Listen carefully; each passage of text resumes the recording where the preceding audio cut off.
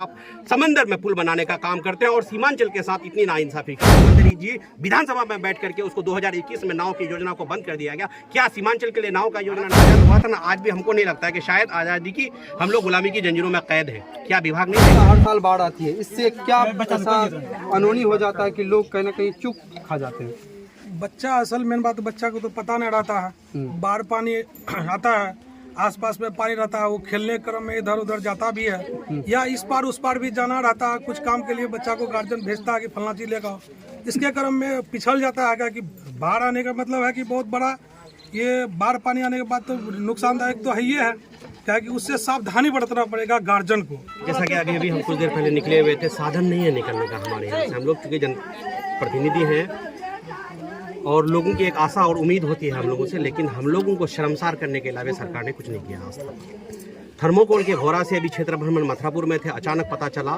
कि ककरवा में हादसा हुआ, भागे वहाँ से आए। तो आप देखे होंगे सबसे पहले तो इस आपदा के समय में, चूँकि ये एक प्राकृतिक आपदा है जिसे भाई हम लड़ नहीं सकते, लेकिन कम से कम एहतियात और सावधानी बरत सकते हैं। हमारी बार हमने कई बार बाइट में कहा है इलाके के लोगों को कि देखिए हमारी जो औलादें हैं, हमारी बेटी हो या बेटा हो, ये हमारी पूंजी है। एक बच्चा जब मरता है तो उसके घर वालों पर क्या गुजरता है ये सरकार नहीं समझ पाएगी। आप अपने बच्चों का ख्याल रखें, विशेष तौर पर ध्यान रखें, क्योंकि ज़िंदगी अनमोल है, एक बार इंसान को मिलता है। लेकिन एक सवाल है, बहुत ही सवाल है, शायद तीखा सवाल होगा जो लग जाएगा। ककरवा में पिछले साल, आज ये मेरा ग्राम पंचायत खपरा अंतर्गत ककरवा वार्ड नंबर 10, जिसका आधा भाग सोतीभाग पड़ता है और आधा ककरवा, यहाँ पे एक बच्चे का मृत्यु हुआ। आप देखे होंगे कि पिछले साल इसी ककरवा में बॉर्डर लाइन, चूंकि आधा गांव मरहरिया पंचायत में पड़ता है, मैं उस टाइम चेन्नई में था, एक हादसा फिर हुआ था कि दिघी पुल, जैसे पूर्व मुखिया जी बोले, दिघी पुल के समीप एक बच्चा डूब करके मरा। हम ये कह रहे हैं कि इतनी उदासीनता और इतनी लापरवाही आखिर क्यों? सरकार, आप एक तरफ बड़ी बड़ी चीजें बनाने हैं, गंगा और सेतु में 5-5 किलोमीटर 6-6 किलोमीटर तक आप समंदर में पुल बनाने का काम करते हैं, और सीमांचल के साथ इतनी नाइंसाफी क्यों? आज ये सड़क आप जो देखे होंगे कि ककरवा से लेकर के काड़े चौक तक जो सड़क जाती है, 5 साल पहले 6 साल पहले योजना, आई थिंक मेरे ख्याल से 2019 या 20 का योजना होगा, लेकिन काम आज तक पूरा नहीं होता है। अभिकर्ता चला गया, लेकिन जिस जगह पे देख रहे हैं आप जाइएगा तो ऐसा भव्य स्थिति है कि लगता है कि 1947 जब भारत आज़ाद हुआ था ना, आज भी हमको नहीं लगता है कि शायद आज़ादी की हम लोग गुलामी की जंजीरों में कैद है। क्या विभाग नहीं देख रहा है इस चीज़ को? आज तो सोशल मीडिया का ज़माना है, घर घर मोबाइल है और हर जगह पे न्यूज़ चैनल आप लोग घूमते हैं, आप लोग दिखाने का काम करते हैं, सारी चीज़ों से अवगत है, लेकिन पता नहीं क्या है कि चुप्पी साधी हुई है सरकार।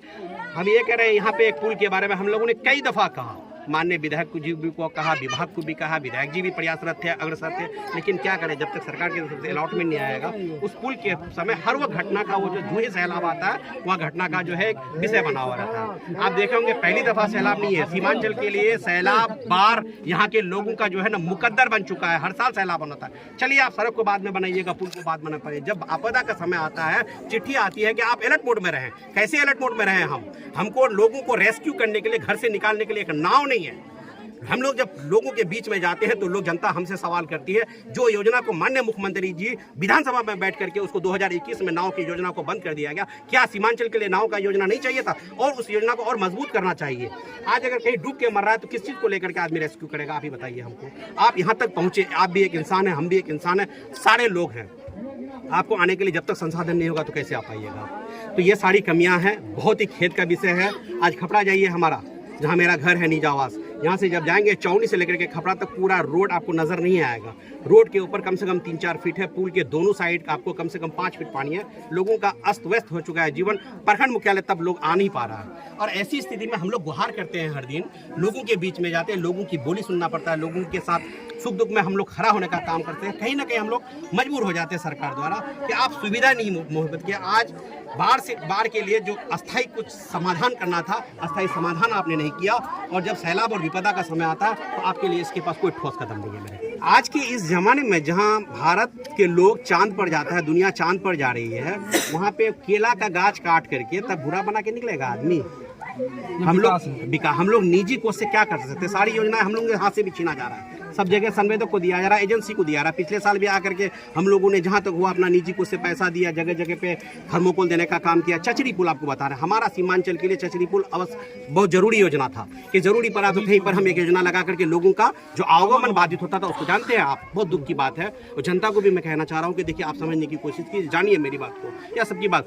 चचरी पुल जैसा योजना को सरकार ने बंद कर दिया, नाव को बंद कर दिया, तो आखिर क्या लेके चलेगा आदमी इस इलाके में? किस चीज डिजिटल जमाना बना दिया, इंटरनेट तो से उड़ाएंगे। डिजिटल आप बाद में बनाइए, स्मार्ट मीटर बाद में लगाइए, पहले लोगों की जिंदगी बचाइए, स्मार्ट कीजिए, अच्छी बात है। स्मार्ट सिटी बनाइए, स्मार्ट विलेज बनाइए, स्मार्ट मीटर लगाइए, चांद पर जाइए, जहां पर होता है जाइए, सब कुछ कीजिए। हमारी अपील है सरकार से और बड़ी पदाधिकारी से कि इन जगह पे जहां पे कटा हुआ है वहां पे पुल देने का काम करें।